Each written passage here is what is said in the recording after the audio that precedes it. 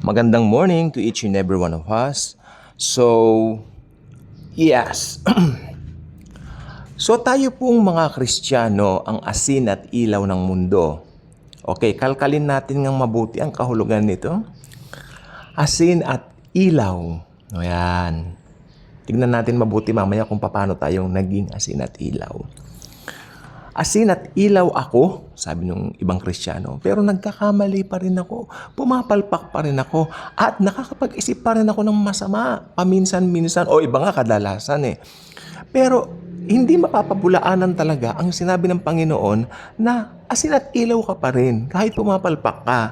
Kasi ang kaligtasan mo hindi naman base sa performance mo eh. Ang kaligtasan mo base sa performance ni Jesus mismo. Alam po ba ninyo bago siya nakarating doon sa Golgotha? Yung, ano yun? Bundok ba na? Teka. Bundok ng bungo. Bungo ba yun? Tama ba ako? O bundok ng bungo? Kasi hugis iskal yan eh. Hugis bungo. Makinig po tayong mabuti yan eh. Importante po to. Bago po siya dumating dyan, pinasan niya ang napakabigat na cross. Diba? It signifies the weight of it all. The weight of the sins of the world. The weight of the sadness of the world. The weight of the loneliness of the world. The weight of every negative things in the world on Jesus' shoulders. At pinasan niya lahat yan. Lahat ng kabagabagan mo, kabigatan mo sa buhay, dinala na ni Jesus sa krus ng Kalbaryo. Magbuhat ka nga ng krus. Kaya mo ba? Mahihirapan ka. Lalo na pinabigat palalo yun ng mga kasalanan ng buong mundo. Pero, Ama ko, ako na po ang magdadala ng krus kesa yung mga anak ko na magiging Kristiyano. Ako na lang po ang parusahan kesa po ang mga tao sa mundo. Kaya alam mo pa naging Kristiyano ka, ang lahat ng benepisyo mo talagang bongacious o bongga. Kasi tingnan po ninyo, pinatawad ka sa kasalanan mo. Tapos, binigyan ka pa ng buhay na walang hanggan. Tapos, pinagaling pa lahat ng karamdaman mo. Naging super blessed ka. Super rich ka. Hoy, totoo po yan. Gusto ni Jesus, super rich tayo. Basahin nyo ang 2 Corinthians 9:8 o 8:9. Whatsoever, you just have to look for it yourselves, And makikita po niyo doon, dahil sa kanyang kahirapan, tayo ay sumagana at naging mayaman. I-check nyo po yan sa Greek, literal na pera at kayamanan ang ibinibigay diyan. Ang mga Kristiyano, pag blines tayo po ay very thankful sa Panginoon. Kaya hindi po natin makontain, kundi magpasalamat at mag-bless din naman sa ibang tao. Alam niyo, meron na po tayong bagong puso. Hindi na po tayo madamot. Natanggal na yung karamutan sa atin. At magugulat ka na lang. Pag Kristiyano ka, magugulat ka na lang sa mga pagpapala na ipauulan ng Panginoong Hesukristo sa iyong buhay. Naranasan ko po yan effortlessly. What? Okay. Effortlessly. Tagalogin ko wala akong ginawa. Nagtiwala lang ako. Kasi dumating po kami sa certain period ng buhay namin na talagang pagtitiwala na lang sa Panginoon ang tanging sandata. Pinaulan niya ng pagpapala. 2022 po yun nangyari. Siyempre hindi ko po i-elaborate dito, very personal sa pamilya. Pero 2022, bago ako magsimula nitong vlog na ito, talagang down na down ako. Kami, talagang I don't know. Pero alam mo, lahat ng tao, sometimes, pag dumadaan dyan, nagiging strong tayo. Amen? Nagiging strong tayo. Hindi naman po pwedeng, maski nandyan ka, maski may mga problems yan, alam ninyo, pag naka-Jesus ka, kaya mo yan, makakaya mo because I can do all things through Christ who strengthens me. Okay. Tapos noon, alam ninyo, nung sabi ko, sa sarili ko, sabi ko, Lord, wala ako ibang gagawin kundi magtiwala sa iyo sa lahat ng ginawa mo para sa akin sa cross. Bahala na po kayo. At grabe ang mga ginawa ng Panginoon. Pagpasok ng 2023, lalo po ako napanganga. Lalo ako namangha sa mga ginawa ng Panginoon sa buhay namin. Pati yung mga taga-Amerika, mga kamag-anak namin, mga kapatid ko, grabe ang ginawa ng Lord. Hindi po talaga matatawaran ng Panginoon Hesukristo.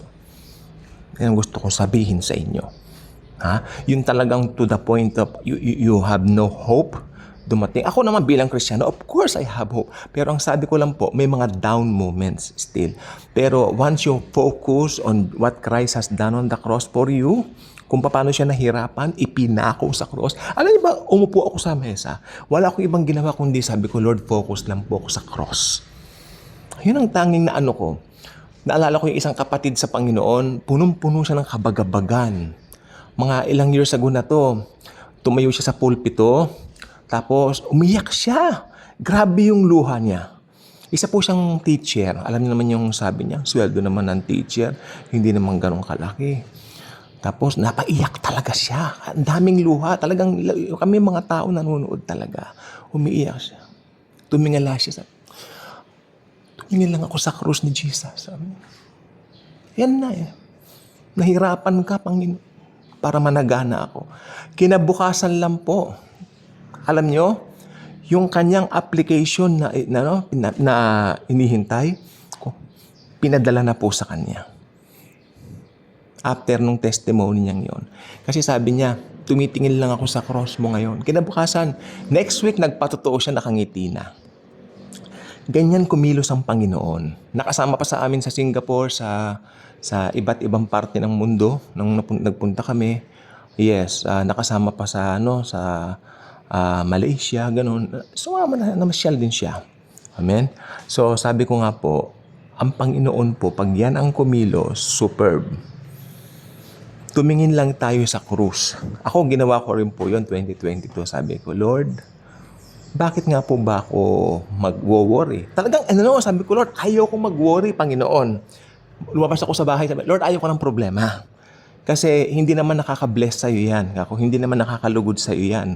Diba? Wala namang bagay na makakalugod na gagawin natin sa Panginoon. Pero what I mean is, hindi nag-glorify ang Panginoon sa mga buhay natin pag ini-entertain natin ang mga problema. Hindi ba? Nandiyan lang yan, pero deadmahin mo lang.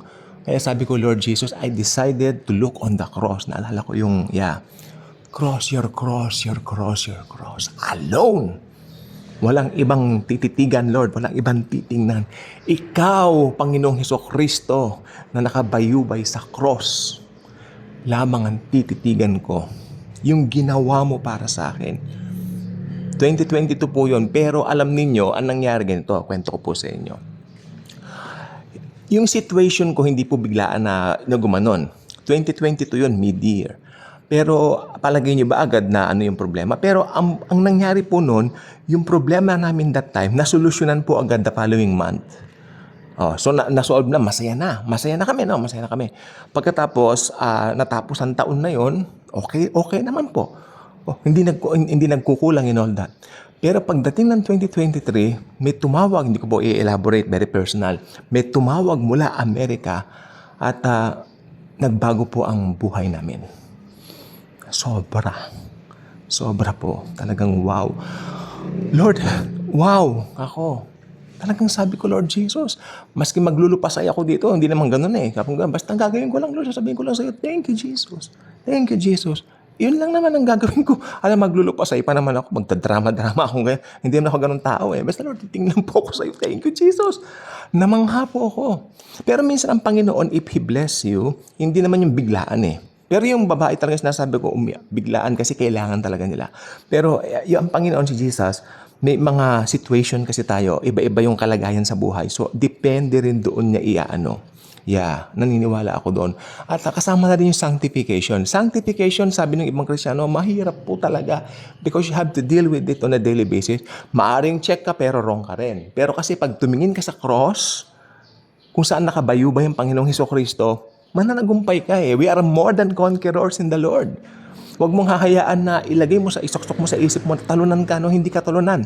Dumadaan ka sa sakit, sa karamdaman. Ay, wala kang sakit. Tingnan mo sa Bible, by His stripes we are healed and whole. Kaya, mga Kristiyano, gising. Sino ba tayo kay Jesus? Mga anak na minamahal. Until malaman mo yan, hindi ka magkakaroon ng peace, hindi ka magkakaroon ng kaligayahan, at hindi ka na magkakaroon ng masayang Christian walk sa iyong Christian living. Grabe. All I can say is namangha ako sa Panginoong Jesus, shinare ko lang po sa inyo. Okay? Until then, bye-bye.